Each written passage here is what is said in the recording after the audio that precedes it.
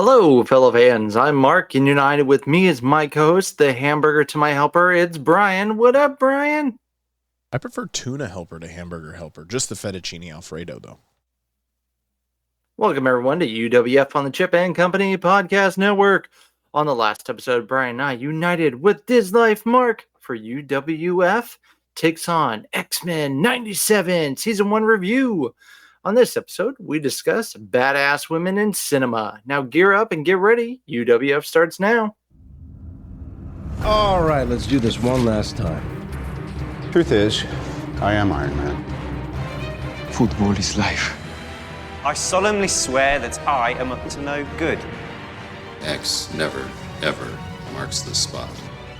Is Star Wars the one with the little wizard boy? This is the way. Avengers! Assemble. Ah, chills. Literal chills. Hello, fans. Thank you all for uniting with us as we talk about all things fandom. Please give us a rate or review wherever you listen so Brian and I can unite with more fans out there on the Chip and Company Podcast Network. Follow UWF on Facebook, Instagram, Twitter, and Discord to have more fun with us. Brian, wait a minute. What? You were like tuna helper? What? Just the fettuccine Alfredo. It's delicious. Oh my God. Mr. Chicken Finger eats something else? Wow. Breaking news, ladies and gentlemen. So proud of you. Well, Brian, you know what? I'm going to start with a hot take. Let's do it. Feeling hot. I was in a Marvel mood. Big surprise, I know. But my hot take is I wanted to watch Spectacular Spider-Man on Disney Plus. Not there. I wanted to watch Marvel 616 on Disney Plus. Not there. Wait, really? It was part of the. Yeah. It was part of the purge, huh? Yeah. Well, from what I was seeing, Marvel 616 disappeared last year, so I'm just late to the game. And Spectacular Spider-Man just disappeared in the night a couple months ago. That's probably a rights thing, more than anything. But the 616 must have been part of the tax write-offs. Oh, because that was a Disney Plus original series, so that must have been one of the tax write-off things. It hurt. It wasn't that good. Whoa! It was fine. You're what? Not rewatch. It's not like rewatchable. You saw it once, right? Like I feel like that's enough. I did. Honestly, I wanted to rewatch the Japanese Spider-Man episode. Yeah, that one's decent. That's what I was in the mood for. Yeah.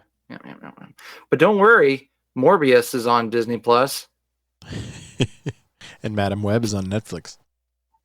Okay. I know I reviewed it on here, and I said it's not the worst comic book movie, and I maybe said one or two nice things. I didn't say it was a good movie. I just said it wasn't the worst. I'm still standing by that. I did give it a rewatch. It's so bad. It makes me want to drink a Pepsi and then jam it in my eyeball. Oh my God.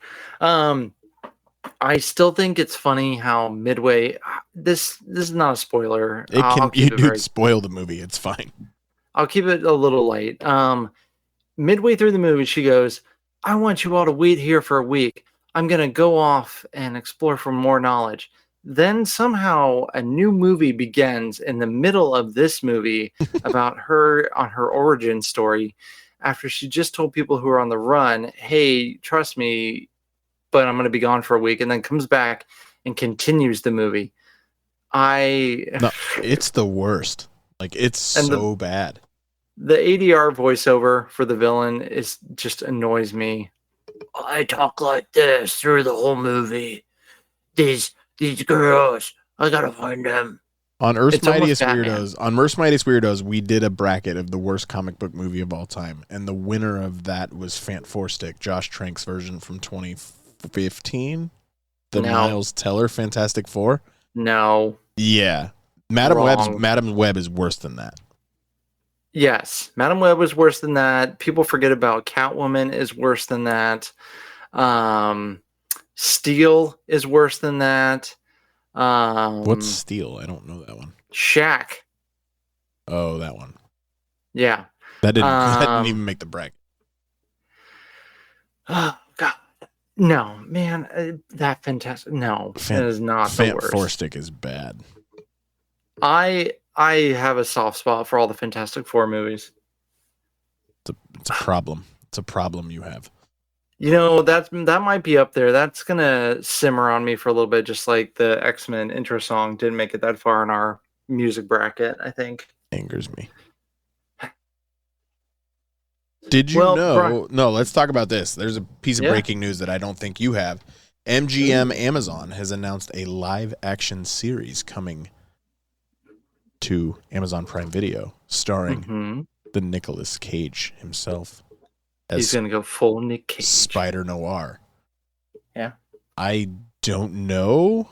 I mean, I honestly thought it was animated. I just thought it was like an animated noir, Spider Noir like series, but it's going to be live action apparently. As long as they let Lord and Miller from Spider-Verse like be involved and let them kind of just do their thing, then I'm all for it. But give me more Nicolas Cage as Spider Noir. Let's just make sure we get Beyond the Spider-Verse done because I need that movie like yesterday. Yes. Brian, I heard that news is going to be great. Brian, random Rushmore. The game where everything's made up and the points don't matter.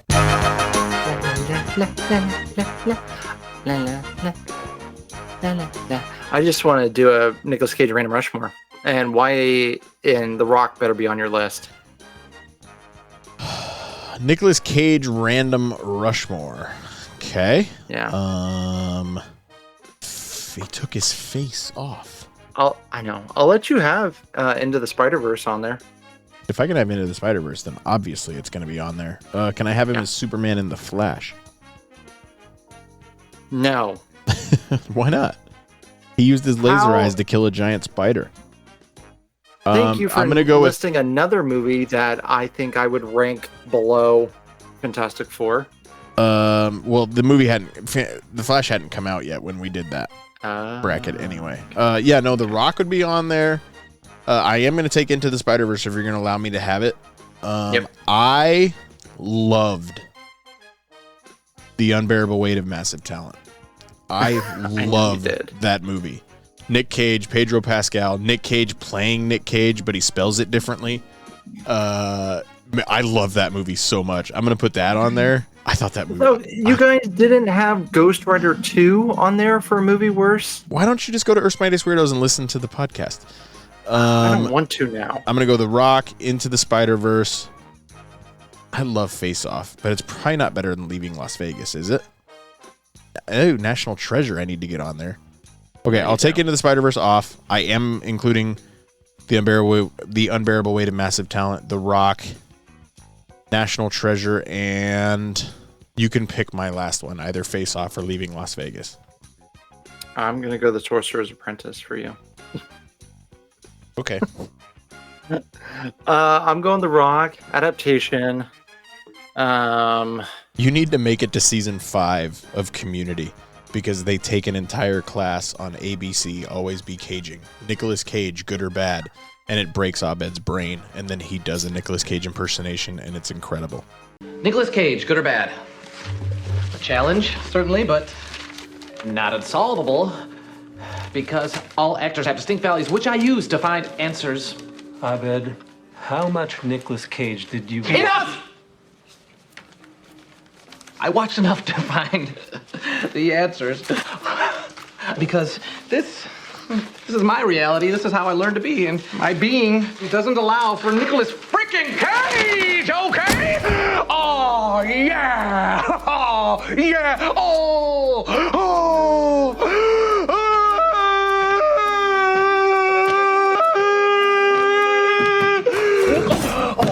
I'm a cat. I'm a sexy cat.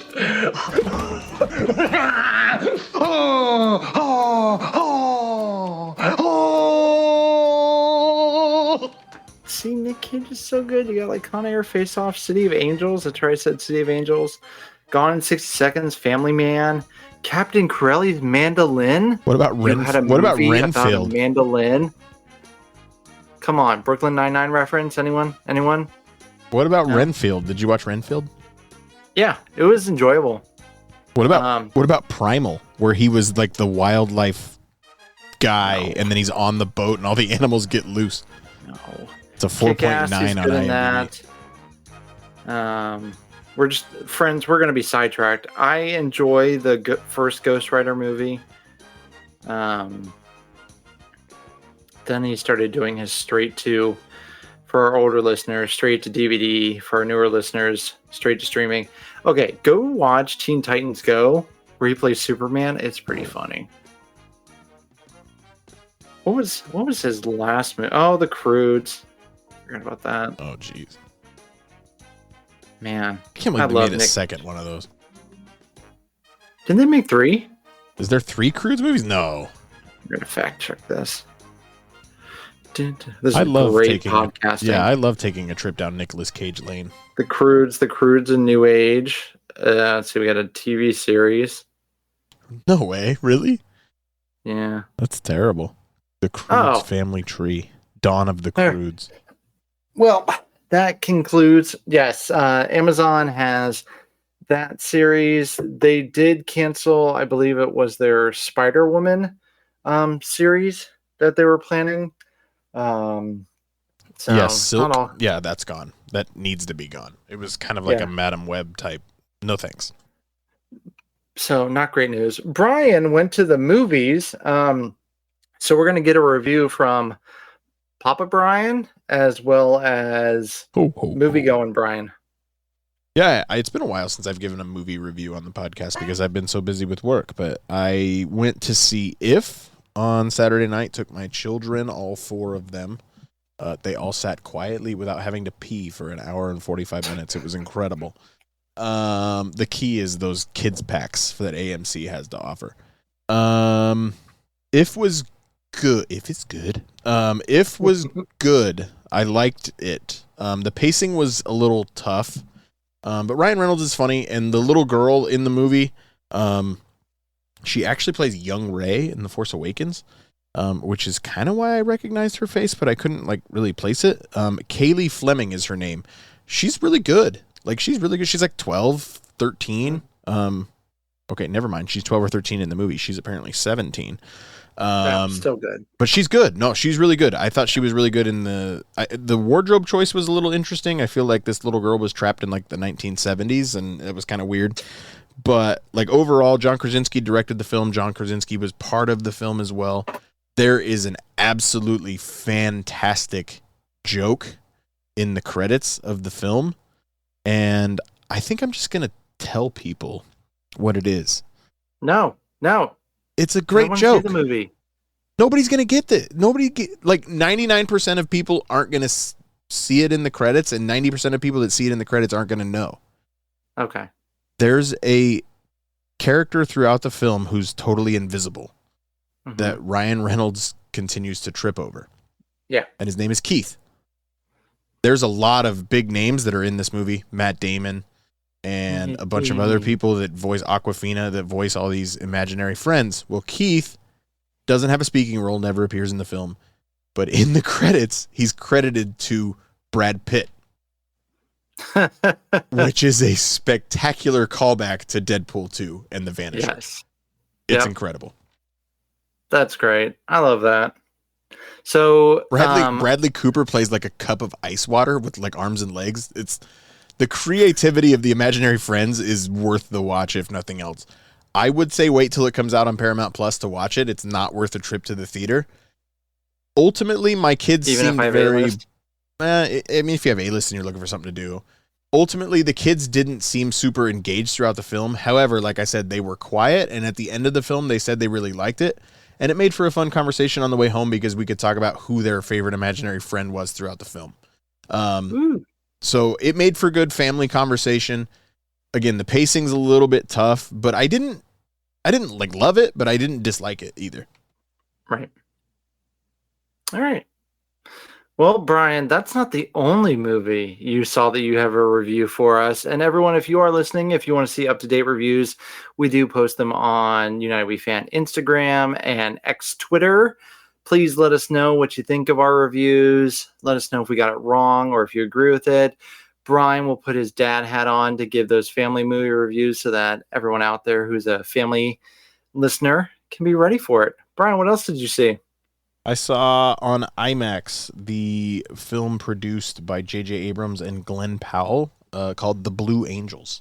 Just an IMAX documentary film just about who the Blue Angels are and kind of what a demo show season is like for them, following people throughout their naval aviation career and how they end up doing the Blue Angels thing for a little while. Nothing like super to write home about, nothing earth shattering, but it's a promotional thing for the Navy. I mean, more promotional than Top Gun, I guess. But I mean, Glenn Powell probably fell in love with airplanes during Top Gun is what it feels like. So now he's kind of doing that as well. It was good though. Like if you care about the Blue Angels, if you grew up going to see the Blue Angels at air shows across the country, I'd recommend going to see it. If nothing else, they get some incredible shots of those airplanes in the air and just breaking the sound barrier, all that kind of stuff. There's really, really cool visuals of the airplanes if you just want to geek out over the airplanes, if nothing else. Bryan, would you rather go flying with the Blue Angels? Go flying with Tom Cruise, or go skydiving? Oh, I'd flying with the Blue Angels without any doubt whatsoever. Even though they're all one-seater cockpits, it'd be kind of hard to pull off. What about skydiving with Tom Cruise? I would skydive, but flying in the Blue Angels is probably legit. Like, if you could tell me I could do anything in this entire world, that would be top 3. Well, Blue Angels out there, if you're listening, we thank you for your service and for listening. You have a big fan out there in Bryan, and he would like to get some Sky Miles if you are able to. So I'll settle just for a flight on Fat Albert. There you go. There you go. So, yeah, once again, follow us on social media. Shout back at us on Discord what you think of our reviews. So we have reviews for Planet of the Apes, If, The Fall Guy. We do streaming movies, TV shows, as well as currently in theaters. And Bryan, this week was a big week because tickets for Deadpool and Wolverine went on sale. And you and I have a hot date in July to go see it at Disney Springs. I'm excited. FG. Man, that's our first movie together since No Way Home. Yeah, since Spider-Man No Way Home, that would be it. I've been gone for 2 years. That's part of it. Yeah, Bryan blipped out of my life. So fear not, Bryan and I will probably be rushing home to record our thoughts and giggles about the movie. It just reminds me of the science teacher from Spider-Man Far From Home, where he goes, "My wife told me she blipped. Turns out she just ran away with another man." I remember that part in the theater, and I just went, "Oh," but nobody else really responded. So I don't know if anybody actually picked up on that. It was such a funny joke. Yeah. But that'll be great. High expectations. It'll be in the Dolby Theater. Yeah, expectations are super high for me. This film, I just can't wait for it. I will probably get a large popcorn and an icy and be ready for a great time at the movies. Bryan, over, under, it will be a top 2 movie of the year for you. Oh, I mean, I expect it to be better than If and Blue Angels, and I feel like that's really all that I've seen this year. What else have I seen? I expect it to be top 2, but part of that is because there's not a lot of films this year. Yeah, right now The Fall Guy is my number 1 movie, but I need to go see The Fall Guy. I haven't seen it yet.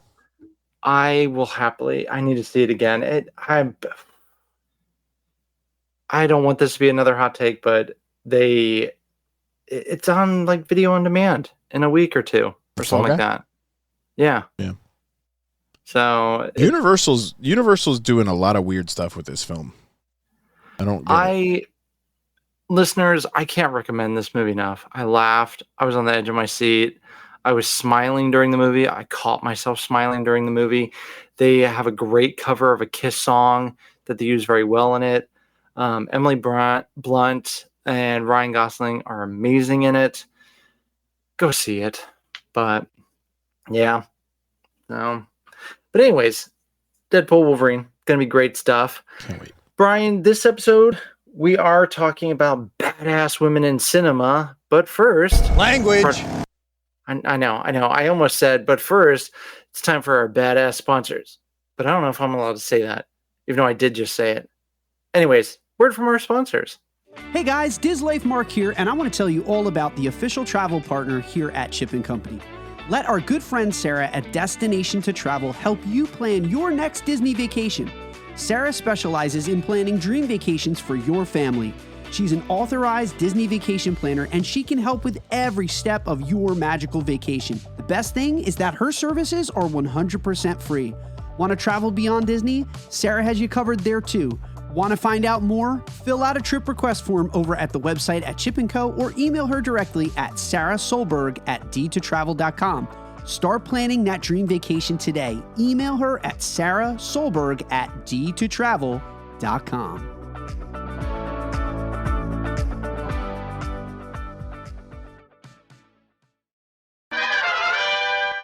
Welcome back, listeners. That's right. This week, for just in time for Mad Max Furiosa. And believe me, I've had a hard time saying that. I keep wanting to say furious. I don't know. But Mad Max Furiosa. Bryan, do you like the Mad Max movies? Have you seen all the Mad Max movies? Or have you just gone down Fury Road? How many Mad Max films are there? I've seen like the original and then Fury Road. Are there more? Beyond Thunderdome.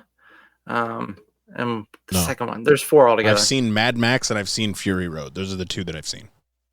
Okay. You haven't been welcome to Thunderdome. Not that I'm aware of. Okay. What do you think of them?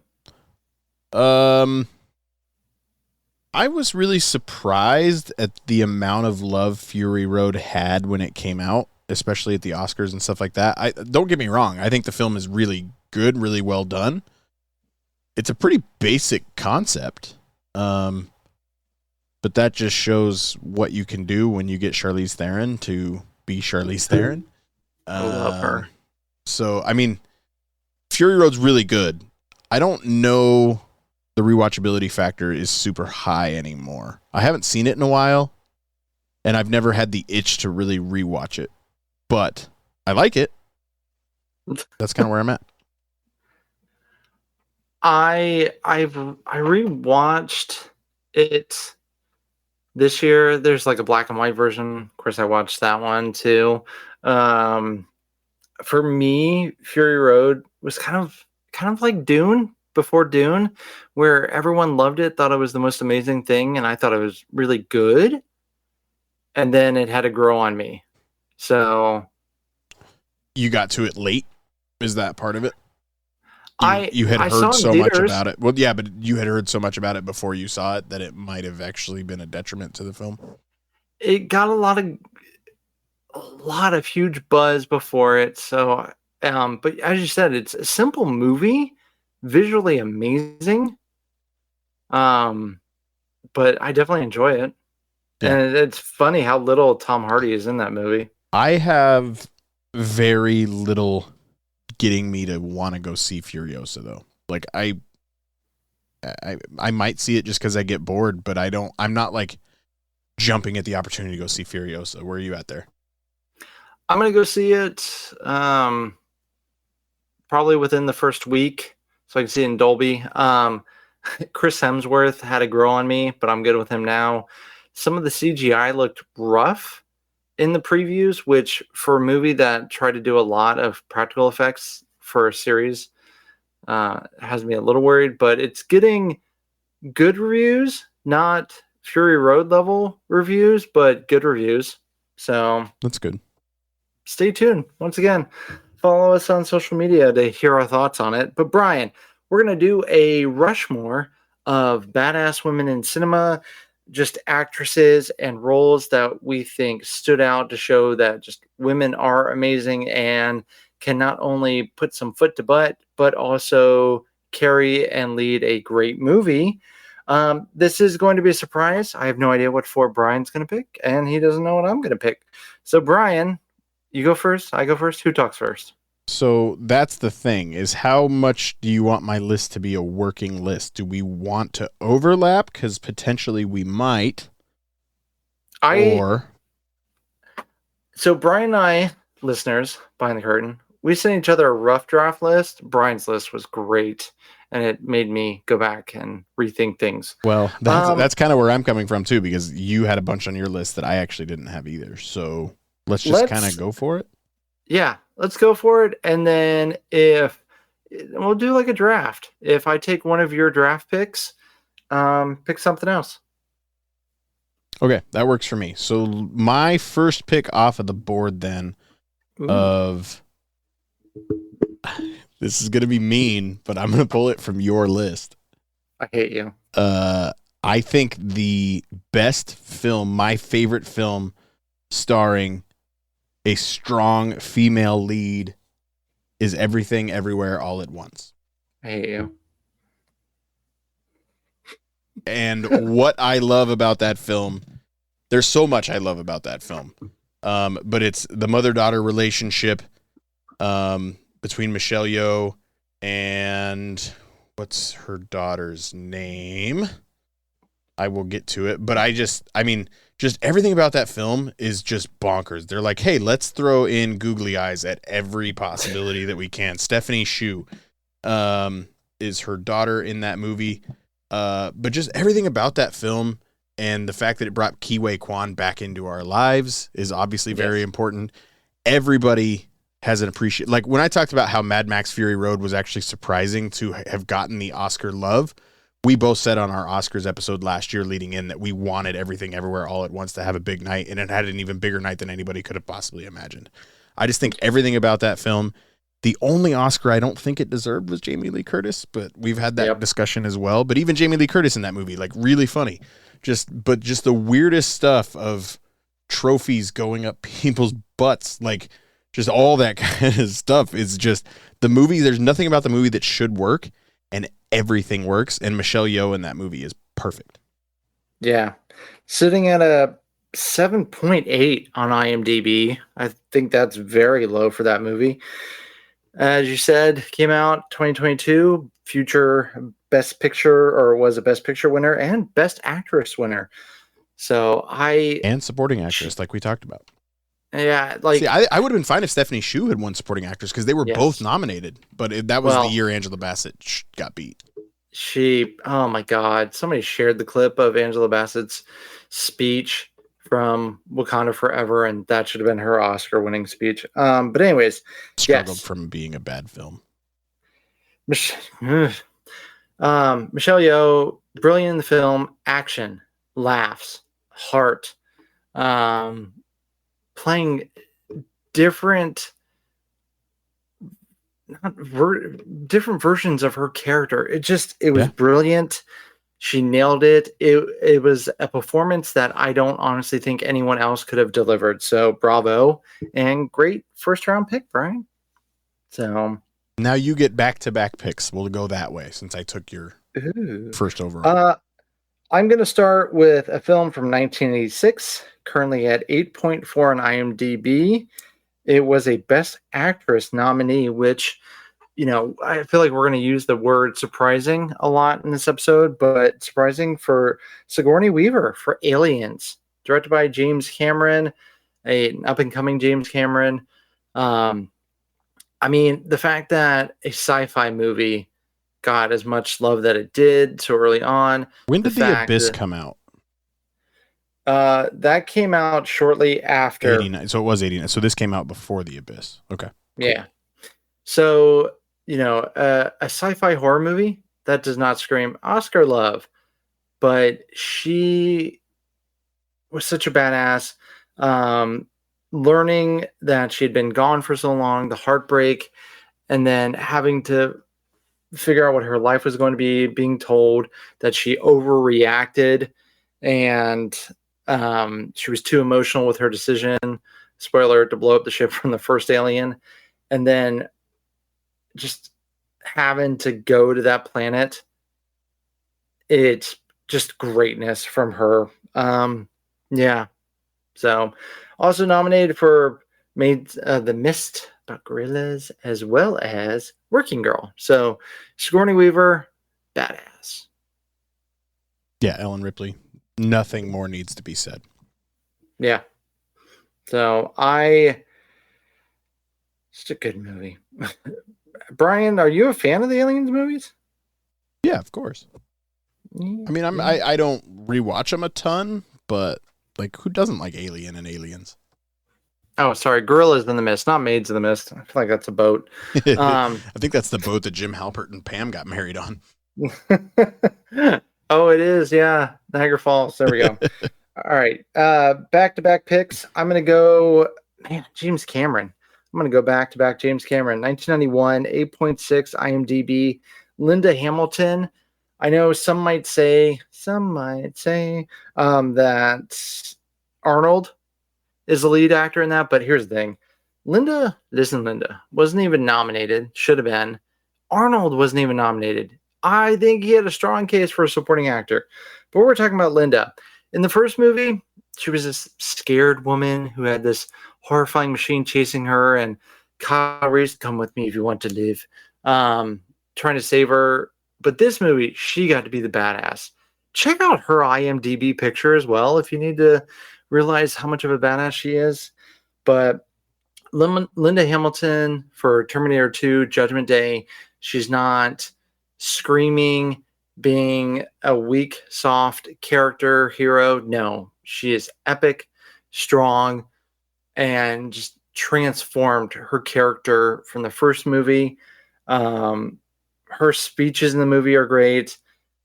Yeah, Terminator 2. Yeah, I understand that the movie's called The Terminator, like making Arnold maybe the main character, but Sarah Connor's the main character in The Terminator.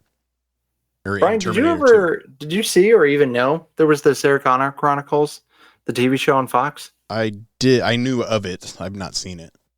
2 seasons. Watch it. It's definitely dated. Came out after the 3rd movie when I think they were trying to find a way to what to do with it. But yeah, Sarah Connor Chronicles. It's on Hulu, I think. Hulu. Okay. So I get 2 picks in a row? Yeah. I am going to go. Do it. We talked about Charlize Theron earlier. So good. But I'm not going to go Fury Road. Ooh. I'm going to go Atomic Blonde. Great movie and soundtrack. I don't know how it's only a 6.7 on IMDb. What? Charlize Theron is amazing. Like, in this movie, she's Jason Bourne and James Bond and everybody all in one. She's an MI6 agent during the Cold War in Berlin, I believe, right? Yeah. But yeah, like Atomic Blonde, yeah. Charlize Theron, she does her thing. Great action film starring her. She does everything they ask her to do and then some. I don't know what else to say other than that movie is amazing and you should watch it. It's a great action film. Yep. Great fight choreography. James McAvoy is good in it, but Charlize Theron, brilliant. Brilliant. My next pick, honestly, I should have maybe picked it. I think this, if you were doing just like films like this, again, a 6.9 on IMDb. I feel like this is where the politics of things get taken too far because Viola Davis in The Woman King, that movie is amazing. Yep. She's strong, she's powerful, she's everything that she needs to be, and then she will kick everybody's butt. And I've only seen it the one time, but it is inspired by true events, which is cool too.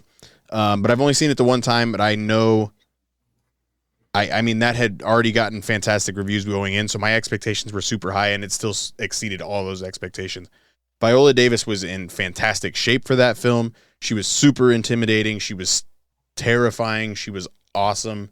Another great action sequence, or another great action film from her. Yeah, the movie should have been nominated for several acting awards. I think it was on my top 10 list of that year. I think it was. The only thing I had an issue with was the random guy kept taking off his shirt. I was just like, okay, we get it. You have abs. I would want to show my abs off too. But just any excuse he had to take his shirt off. Oh, look, there it is. Okay. But great choice. People need to see that movie. I love the score. So, yeah. Good choices, Brian. For my next pick, I'm going to go Emily Blunt from Edge of Tomorrow, sitting at a 7.9. Came out in 2014. No, I'm not calling it not rinse and repeat. Was it Die and Repeat or something like that? The Tom Cruise one? Yeah. No, it's Edge of Tomorrow. Either way. Yeah. So, is it a Tom Cruise led movie? Yes. But is Emily Blunt fit and epic and kicking alien butt in the movie? Yes. Yeah, what was the other name of the movie? You're right. Live, Die, Repeat. Live, Die, Repeat. There we go. Yeah, that was it. The slogan for the movie, everyone goes, oh, that's kind of a catchy, that should be the title. No, Edge of Tomorrow. So Emily Blunt, gonna go with her. Like I said, loved her in The Fall Guy, but she can do action. She was in Sicario. Emily Blunt, Edge of Tomorrow for the win. 7.9. Good. I gave it an 8, I think. So it's right just below my review. Yeah, that's higher than I would have thought, especially if The Woman King is 6.9 and Atomic Blonde is 6.7. That's a little... somehow Everything, Everywhere, All at Once is 7.8. Yeah. Yeah, that's fair. Edge of Tomorrow, I remember liking it. I haven't seen it in a long time either, but I'm not anti-Tom Cruise. I actually actively seek out Tom Cruise films. Me too. Before we continue, please take a moment to listen to our sponsors. Is Disney World home to you? Realtor Victor Naraki can help make it a reality. Realtor Victor Naraki specializes in making your Disney home dreams come true. Second homes, investment homes, retirement, relocation. With Victor's input, he will show you the home opportunities that you don't get to see as a tourist. Imagine being at the park in minutes, walking around the World Showcase for daily exercise, watching the fireworks in your own backyard, or having Disney Springs as your local mall. Have you ever heard of Windermere, Winter Garden, Horizon West, Dr. Phillips, Claremont, Lake Nona, or Disney's own Celebration and Golden Oak? Victor will introduce you to these communities, which are just minutes to the magic. Stop imagining a Disney life and start living your dream today. Call Victor at 407-340-9375. And don't forget to mention that you heard all about Victor here on the Chip and Company Podcast Network. Head over to celebratingflorida.com and start living your magical life today. And now back to your regularly scheduled program. Your next pick. Are you gonna be mad at me if I take Kill Bill Volume 1? Go ahead. Okay. So Kill Bill Volume 1, Quentin Tarantino, Uma Thurman. I just did a double feature rewatch of this. Came out 2003, currently sitting at an 8.2. Uma Thurman, just brilliant performance as the bride. Also the sword choreography, as well as her acting performances. I think had it just been one movie, we would have been robbed of two really good movies. But had it been one movie, she would have easily gotten an Oscar nomination and a win, possibly. But yeah, Kill Bill Volume 1, Uma Thurman, badass. I spoke to somebody fairly recently because this is how my life goes. They said they prefer Kill Bill Volume 2 to Volume 1, and I thought they were insane. Listener of the show, Frankie, I think, if I remember correctly, Frankie let us know on our Discord. He's a Volume 2 supporter as well. I mean, Volume 2 is good, but Volume 1 is perfect.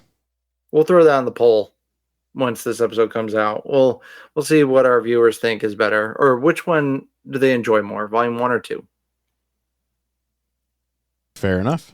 So you've got 4 already. I say we just kind of keep going until we run out of films that we want to talk about. My next pick is going to be Molly's Game. Have you seen Molly's Game? I saw it about 2 weeks ago after it's sitting in my queue for the longest time. So you just saw it. Yeah. What is your review of Molly's Game? I, right afterwards, went on an Aaron Sorkin marathon. There's a lot of Aaron Sorkin being Aaron Sorkin in this film, but the premise of the film is even in it. Jessica Chastain plays Molly Bloom, who is the sister of Jeremy Bloom, who was an Olympic skier, and she was an Olympic skier as well. Jeremy Bloom was an Olympic skier and wide receiver at the University of Colorado, but she ran a high-stakes poker game, which got Michael Cera, a.k.a. Tobey Maguire, in a lot of trouble. Because is that who it was? Yeah. Yep, Michael Cera was Tobey Maguire. He was technically player X in the film, but he's Tobey Maguire. Idris Elba's really good in this movie. Dude, this movie is awesome. She runs a high-stakes poker game among a bunch of celebrities and gets targeted by the FBI. Without spoiling anything else about the film, just go watch it. Again, it's Aaron Sorkin doing Aaron Sorkin things. It's actually not as old as I thought. I thought this movie was a little bit older, but it came out in 2017. About 5 years after. I think he went straight from working on Moneyball to working on Molly's Game, but it's fantastic. Really, really good. Go watch Molly's Game. Yes, Jessica Chastain is brilliant in it.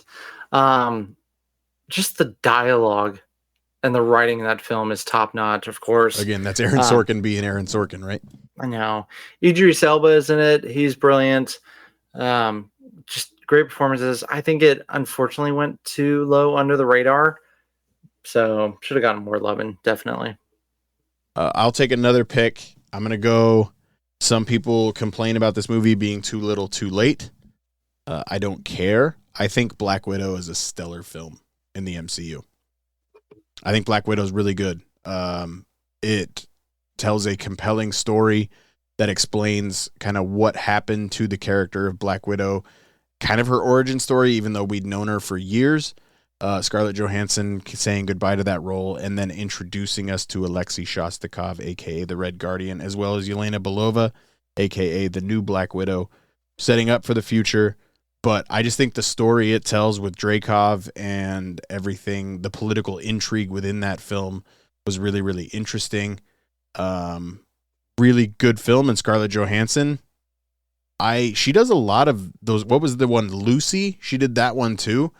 I prefer Black Widow to all the rest of her other ones only because of my MCU shillness. But overall, I think Black Widow's a good film. Are you saying you did not love Ghost in the Shell? I didn't not. No, I didn't love it. That's fair. Fair enough. Yeah. Black Widow, enjoyable movie. I have fun with it. I think now that some time has gone by, people should go back, rewatch it, and yeah, it had. I mean, it was the first Marvel film post pandemic, right? So like a lot of people had unrealistic expectations for that film too. It's got a really interesting take on Smells Like Teen Spirit from Nirvana during the opening credits as well.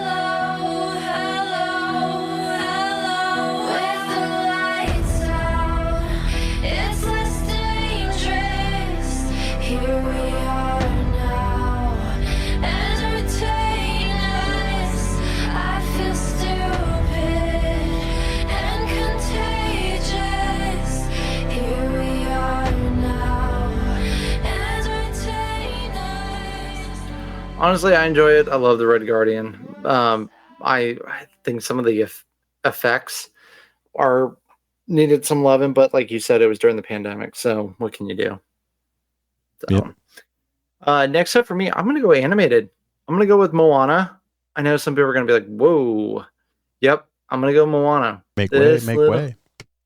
Make way. This little princess was told she had to be one thing, but she did her own thing, knew that her tribe and her people needed something more, went on to the ocean, stood up to the rock.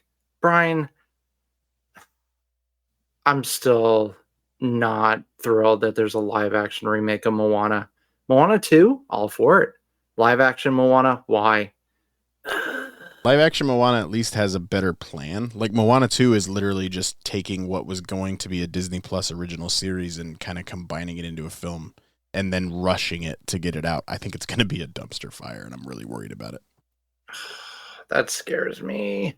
But anyways, Moana, just her music, the way she grew into the strong character that she was, when others were emotional and overreacting, she kept it cool and even calmed down Te-Fiti. So, yeah, Moana. Badass. So we both have 5. Should we stop there? Any quick mentions that you want to throw out there before we wrap up? I mean, I thought about the Predator Prey movie. I thought about Prey was so good. Great for rewatch. I thought about Elizabeth as well, about Queen Elizabeth, with oh my gosh, can't believe I'm blanking on her. With oh my gosh, Bryan. You're on listeners. your own on this one. I don't know what one you're talking about. No, I got this. Hang on. This is gonna make for great podcasting. With what movie? Kate Blanchett. There we go. Oh, my girl. Yeah. Okay. I have another hot take. Feeling hot. Yeah, I'm just feeling spicy.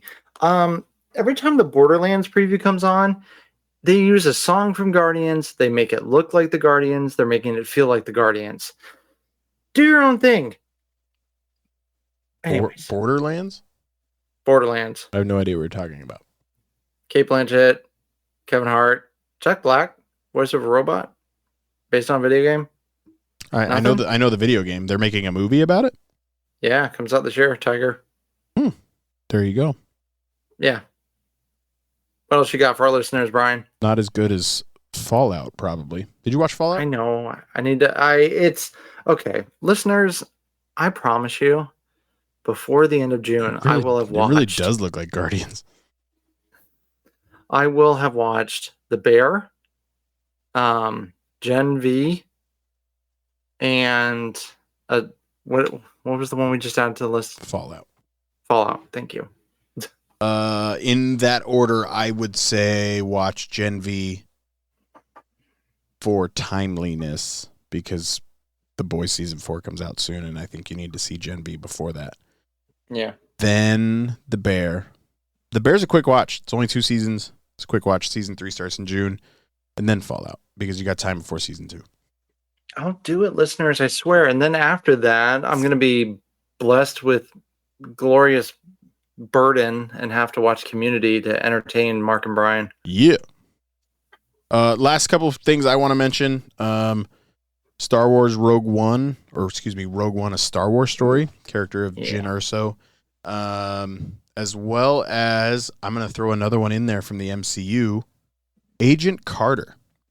It's on Disney Plus. Watch it. It is. Haley Atwell owns that role. Agent Carter is worth the watch. Yep. Cool. Well, friends, that was our Badass Women in Cinema episode to celebrate women, as well as, just in time for Mad Max Furiosa. Not starring Bryan, but that would be cool, though. I would watch you if you were one of the, crazy guys on the cars. But anywho, that concludes this episode. We thank you, fellow fans, for uniting with Bryan and myself. For those listeners who want to get in touch with the show, please do so. Bryan, let them know how.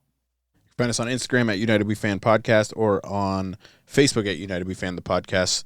Shoot us a message. We'll get you that link to Discord where you can give us your ideas for Rushmores or just your opinions on the shows or what we talk about or opinions on movies. We want to just have a conversation with you. Yeah, friends. We love Discord. We were asked random Rushmores, favorite Disney moms, to thoughts on our Mario Kart for UWF Lite. So we love hearing from you. Thank you again. Listen to us wherever you check out your podcast. Till we unite again, fans. Remember, if someone comes to your door and says, Sarah Connor, don't say yes.